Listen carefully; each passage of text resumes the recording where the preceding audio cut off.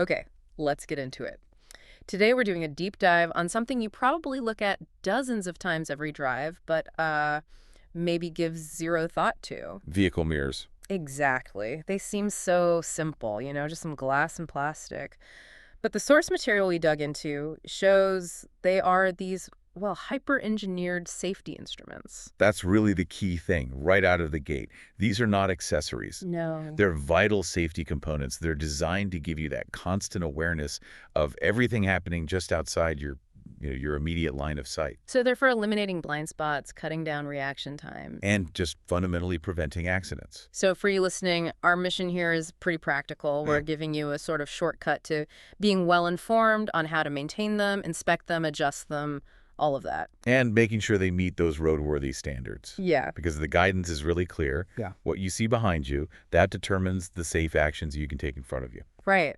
We're going to go from some pretty surprising cleaning hacks all the way to complex legal stuff and even some serious troubleshooting. Like why your mirrors might be shaking on the highway. We'll get to that. So let's start with the easiest win, routine care. How often are we really supposed to be inspecting these things? The guidance is pretty specific on this. It says every time you wash your car. Every time. Or at the very least once a week. Mm-hmm.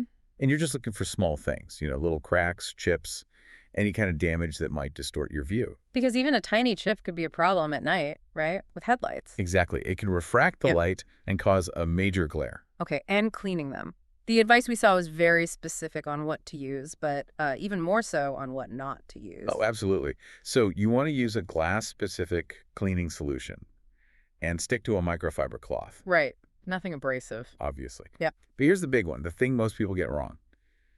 Do not use car wax or polish anywhere near your mirrors. Wait, really? Why is that such a critical warning? I mean, you use wax on the rest of the car. You do, but wax and polish leave behind this fine film, Right. a residue. And when sunlight or headlights hit it at just the right angle, It creates a glare. it creates a huge glare, a haze. It just obstructs the view and completely defeats the purpose of having a clean, clear surface. That makes perfect sense. Okay, what about prevention? For extreme weather, snow, hail. Yeah, the sources recommended covering them.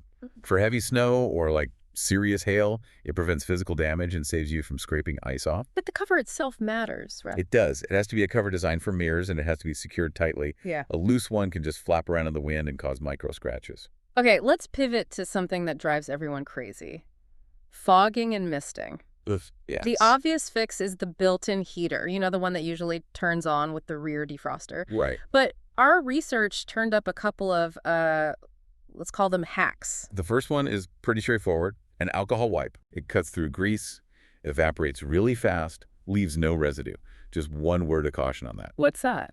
If any of the liquid drips onto the car's paint, wipe it off immediately. It can damage the finish. Got it. And now for the one that I genuinely thought was an old wives' tale until our sources confirmed it, the potato hack. You had to double check this one. Mm-hmm. And yes, the research says it actually works. So you just cut a potato in half? You cut a potato in half, wipe the cut side over the mirror. It leaves this thin film of starch. Then you just gently wipe off the excess with a tissue. And that starch layer is a natural defogger. It is. It really works. Amazing. But before everyone runs out to buy a bag of potatoes, there was another equally important warning about something that will definitely ruin your view. Yes. Do not use those water repellent products made for the windshield. Like Rain-X. Exactly like Rain-X. Don't put it on your mirrors. But why not? I mean, you want the water to run off. You'd think so, but the mirrors are much smaller and positioned differently. Yeah. Those products cause water to bead up into these tight little drops. I see. And all those tiny opaque beads actually limit your view more than a thin sheet of water would. Yeah. Just turns your mirror into a mess of obstructions. Wow. Okay, so we know how to keep them clean, but none of that matters if the mirror itself isn't legal. Let's talk about roadworthy standards. Right. This is where we shift from maintenance to compliance. And the legal rules are all designed to guarantee you have that full 360-degree awareness. It starts with just the number of mirrors, It right? does, and the specifics can be surprising. Okay, so inside the car, the rear view mirror. That one's pretty much mandatory in most countries. It gives you that critical sight line directly behind you. And the side mirrors. I'm pretty sure the driver's side is always required. It is. Yeah. Mandatory, full stop. The passenger side mirror, though, that's where it gets a little more nuanced. It's generally required on newer vehicles. But the critical part is, it's also required if your view out the back window is obstructed. So, like in a panel van or if you're towing something big? Exactly. A moving truck, a big trailer. In those cases, you legally need both side mirrors to make up for that lost rear view. So the law cares about the function, not just that something is there. Precisely. All mirrors have to be securely attached. They have to be free from cracks and clear of anything that might block your view. Stickers are a common one. And you can fail an inspection for that. Instantly. Missing, damaged, or improperly positioned mirrors are an immediate fail. Okay, here's a detail I found fascinating. The type of reflection. The whole flat versus convex mirror thing. Why aren't all mirrors convex to give you the biggest view? This is so critical for safety. Flat mirrors, which are required for the interior rear view and usually the driver's side, they give you a true reflection. Meaning no distortion. No distortion, and the distance is accurate. When you need to make a split-second lane change, you rely on that flat mirror for immediate, accurate judgment. But the passenger side is different. That's where you see the warning label. Correct. Passenger side mirrors are often convex. They're curved outward to give you a much wider field of view, and that really helps reduce that big blind spot. But there's a trade-off. A huge one. Distance distortion. That's why they have to have that warning. Objects may appear closer than they are. You get more awareness, but you lose that instant depth perception. And what about aftermarket mirrors? If I buy some cool custom mirrors, could I be breaking the law? You definitely could be. They have to provide a legally adequate field of view, be mounted at the right height. They have to meet all the same requirements as the original factory mirrors. It's a regulatory minefield. It really is. Sticking to ODM spec parts is always the safest bet. And technology. Backup cameras are everywhere now. Do they replace the mirrors? Not yet. The research is very clear on this. They're mandatory in a lot of places for new cars, but they are strictly supplemental. They help you park. They help you park, but they do not replace the legal requirement for physical, functional mirrors while you're driving. Although we are starting to see some digital camera-based systems. We are, especially in Europe. Some places are accepting them as legal alternatives, but those systems have to pass these incredibly tough standards for reliability, image clarity, and, lack of lag. Okay, so we know the law. But what happens when things go wrong?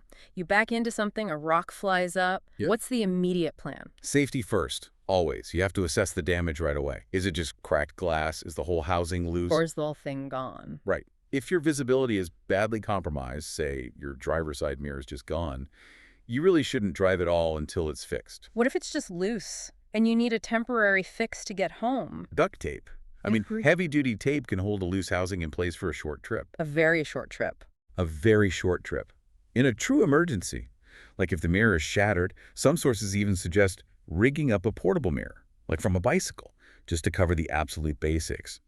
But that is an emergency-only fix. And if it's just the glass that's broken, a DIY repair seems possible. It is, if you're careful. You can buy the replacement glass inserts pretty cheaply. But please wear gloves when you're prying out the old broken pieces. Good tip. Then clean the housing really well and secure the new glass with the right adhesive. Let it cure properly before you go flying down the highway. What about a mirror that's not broken, just wobbly and annoying? That's usually the easiest fix. There are mounting screws or bolts, often hidden behind a little plastic cover inside the door. So you just tighten those up? You just tighten them up. Now, if you tighten everything and it still wobbles, that points to a deeper problem, like a worn internal bracket. And that's probably a job for a pro. And for power mirrors that just stop working? Always check the fuse first. It's the simplest solution. A blown fuse is a really common cause, especially if both mirrors die at the same time. And if it's not the fuse? Then you're probably looking at a bad switch or motor, which means it's time to call your mechanic. All right, let's get to the really deep mechanical stuff now. Vibration. That shaky, jittery image you sometimes get at high speeds. It's more than just annoying, right? It's dangerous. It's very dangerous. It makes it impossible to accurately track what's behind you. And what's so interesting is that mirror vibration is almost never just a mirror problem. It's a symptom of something else. It's a symptom. The mirror is basically a little indicator for bigger forces acting on the whole vehicle. Okay, so let's break down the causes. The most obvious place to start is the mounting itself. Right. And the most common cause is simply loose screws or bolts holding the whole assembly to the door. Road vibration just works them loose over time. But it could be deeper than that. It could be. Warm brackets inside can lose their stiffness or even get hairline cracks, and that allows the whole thing to flutter. But the vibration can also come from somewhere else entirely. Like, can it be traced back to the engine? Oh, absolutely. Think about it. The mirror is bolted to the door, which is bolted to the car's frame. If you have a rough idle or maybe a failing engine mount, you're sending vibrations through the entire chassis. And that energy travels right into the mirror. Travels right up the door frame and makes that mirror shake, especially when you're stopped at a light. And what about issues with the wheels or suspension? Well, that's your high-speed vibration. If your wheels are unbalanced or you have worn tires, you introduce this constant cyclical vibration into the car. Oh, okay. That energy comes up through the suspension into the frame, and the mirror basically magnifies it. If your mirror always starts shaking at, say, 60 miles per hour, your first stop should be the tire shop. For a balance and alignment. Exactly. And finally, just the air itself can be the culprit. Aerodynamics. Yes. Cheap, aftermarket mirrors often don't have the same robust design as the original factory parts.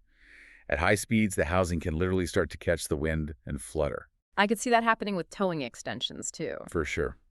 Anything that disrupts the airflow around the mirror can cause it to shake. So to fix the shakes, start by tightening the screws. But if that doesn't work, you've got to look at the health of your wheels, your tires, and even your engine. That's the perfect summary. Tighten what you can, but if the problem continues, take it seriously. It's a small issue on your mirror that could be signaling a much bigger problem with the car. We've covered a ton of ground here from the potato trick, which I still can't quite get over, to some really deep mechanical diagnosis. I think a key takeaway for me was that specific legal need for flat glass on the driver's side for true reflection. Right, for that accurate depth perception. And just remember the basics. Never use wax on the glass, and keeping your mirrors clean and in good repair is just non-negotiable for safety. So let's look to the future a bit. We mentioned that these camera-based systems are starting to get accepted, bypassing the need for physical glass. Yeah, and this brings up a really critical question we should probably leave you with. What's that? Given how strict the law is about the driver's side mirror needing to be flat, offering that true, non-distorted reflection, what are we losing when we switch to a purely digital feed? You mean, is there something our brains get from looking at real glass? Exactly. Is there some subtle, maybe non-cognitive layer of depth perception that's tied to looking into a true flat reflection that a processed digital image just can't replicate? Something to think about next time technology offers to trade precision for a wider view. Please like, subscribe, and get notified.